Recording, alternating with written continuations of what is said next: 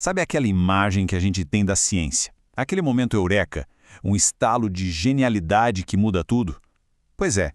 E se a realidade for, na verdade, muito mais parecida com uma maratona? Uma maratona brutal que dura anos.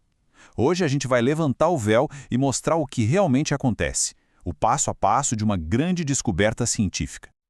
Então, vamos direto ao ponto. A gente imagina o cientista gritando Eureka no laboratório e pronto, o mundo mudou da noite para o dia. Mas será que é assim mesmo? Um evento rápido e isolado?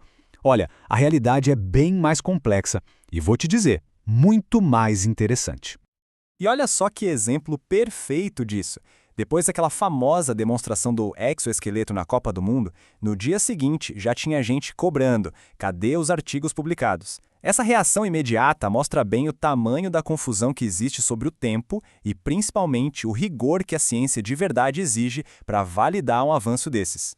Então, para a gente entender essa jornada de verdade, vamos acompanhar o ciclo completo de uma descoberta. A gente vai começar lá na faísca da ideia, passar por todos os perrengues do laboratório, até chegar no teste de fogo final, antes de tudo ser revelado para o mundo. Bora lá? Vamos ver cada etapa desse caminho longo.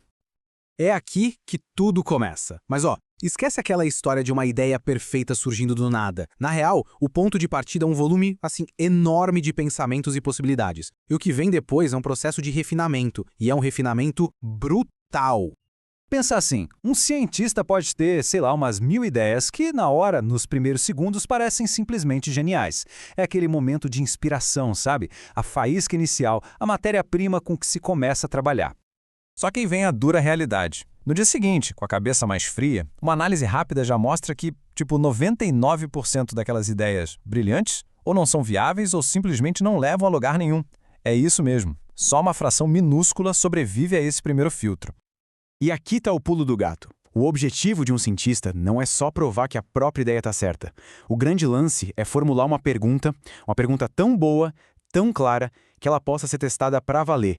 E, o mais importante, que ela possa ser provada como errada. Sabe por quê? Porque um resultado negativo é super valioso. Ele evita que um monte de outros cientistas percam tempo indo pelo mesmo caminho sem saída. Ok, sobreviveu uma ideia.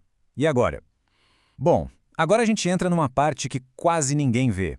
Antes de sequer pensar em ligar uma máquina no laboratório, existe uma montanha de trabalho. Um trabalho logístico, de colaboração, que precisa acontecer. E essa preparação tem alguns pilares essenciais. Olha só. Precisa garantir o financiamento, ou seja, a grana. Precisa desenhar o experimento nos mínimos detalhes. Precisa montar a equipe certa. E, claro, precisa ter um laboratório. Sem isso, a ideia mais genial do mundo, ela continua sendo só uma ideia no papel. É que hoje em dia, a ciência ficou complexa demais para uma pessoa só dar conta. Os problemas exigem times enormes com gente de todo tipo, engenheiros, pessoal da computação, biólogos. Às vezes, até filósofos entram na jogada para ajudar a pensar nas hipóteses e interpretar o que foi encontrado. Beleza? Com tudo preparado, equipe montada, dinheiro na conta, a gente finalmente chega no coração do processo, a hora de coletar os dados, de fazer o experimento acontecer. E logo depois vem a tarefa que é monumental, de tentar entender o que aqueles resultados todos querem dizer. E olha só que desproporção maluca de tempo. Pega o CERN, por exemplo, o maior acelerador de partículas do mundo. Lá, um experimento pode durar segundos. É isso, um flash. Só que a análise dos dados que esse flash gerou pode levar anos. Anos a fio mesmo. E o motivo dessa demora toda é a escala, o volume de informação. Um único experimento desses mais complexos pode gerar dezenas de terabytes de dados. É uma quantidade de informação colossal que precisa ser processada, filtrada e, o mais difícil, entendida. Certo, depois de anos analisando os dados e meses escrevendo o artigo, a gente chega no que talvez seja o clímax mais dramático de todo o processo científico e que muita gente não entende direito, a famosa revisão por pares. É aqui que o trabalho vai enfrentar o seu teste mais difícil. O processo formal é o seguinte. Primeiro, leva-se uns 3 ou 4 meses para escrever o manuscrito, o artigo. Aí ele é submetido a uma revista científica. E é aí que acontece uma coisa curiosa. A revista pega esse trabalho e manda para quem? Para outros especialistas da área darem um parecer. Ou seja, na prática, para os seus concorrentes diretos. Para ter uma ideia do que isso significa, a analogia é perfeita. Imagina só a Coca-Cola criando uma fórmula nova e tendo que pedir a aprovação da Pepsi para poder lançar o produto. Parece um absurdo, né? Mas é exatamente assim que a ciência funciona. É um jeito de garantir um nível de rigor que é, assim, altíssimo.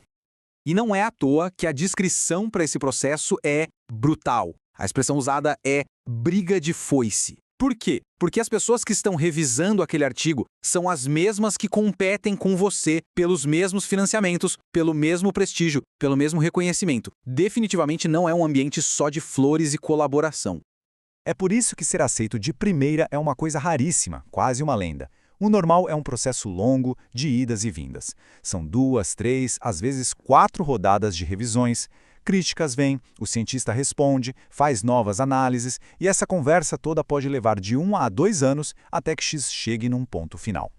Beleza. Agora que a gente passou por todas as etapas, vamos juntar as peças do quebra-cabeça e olhar para a linha do tempo completa, do comecinho da ideia até a publicação final.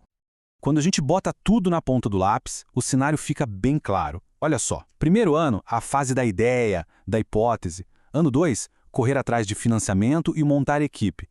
Ano 3 é mão na massa, experimentos e coleta de dados. O quarto ano é para analisar tudo e escrever o artigo. E aí, os anos 5 e 6 são gastos naquela briga da revisão por pares até a publicação. Ou seja, da faísca inicial até o artigo sair, estamos falando de uma jornada de 5 a 6 anos. Isso, no mínimo. E aqui vem um paradoxo, uma coisa meio contraintuitiva. A gente vive na era da internet, tudo é rápido. Seria lógico pensar que isso acelerou a ciência, certo? Errado. Para a ciência de ponta, o processo está, na verdade, ficando mais lento. O aumento da competição e da complexidade dos dados faz com que publicar um artigo hoje demore mais do que no passado.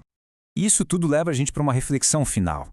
Se a ciência não é esse momento mágico de eureka, mas sim uma maratona que pode levar uma década cheia de persistência, de rigor, de resiliência, a pergunta que fica é: o que move uma pessoa a encarar uma jornada dessas por uma única descoberta? Entender essa motivação muda não só a nossa visão sobre a ciência, mas sobre o que significa de verdade descobrir alguma coisa nova.